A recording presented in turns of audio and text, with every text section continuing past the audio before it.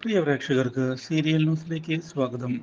കൂടുതൽ സീരിയൽ ന്യൂസുകൾ അതിവേഗം ലഭിക്കുന്നതിന് ഈ ചാനൽ മറക്കാതെ സബ്സ്ക്രൈബ് ചെയ്യുക. ബെൽ ഐക്കൺ ക്ലിക്ക് ചെയ്യാൻ മറക്കരുത്. Do like, share and subscribe.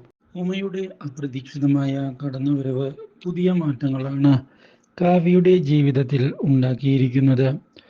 ഇതേ തുടർന്ന് കാവ്യ ഉമയുമായുള്ള ഇപ്പോഴത്തെ നമ്മുടെ കൃഷ്ണയുടെ റിലേഷൻഷിപ്പിനെ സംശയിച്ച് തുടങ്ങുകയും ചെയ്യുന്നു.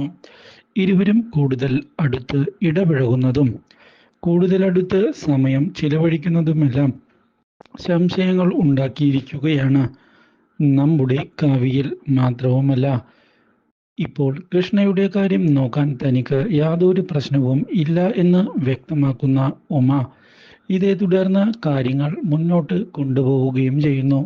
കൃഷ്ണയ്ക്ക് എന്തിനും ഏതിനും സഹായമായി ഉമ കൂടെ നിൽക്കുന്നത് കാണാൻ ഇടയാകുന്ന കാവ്യ ആകെ പകച്ചുപോയിരിക്കുകയാണ്.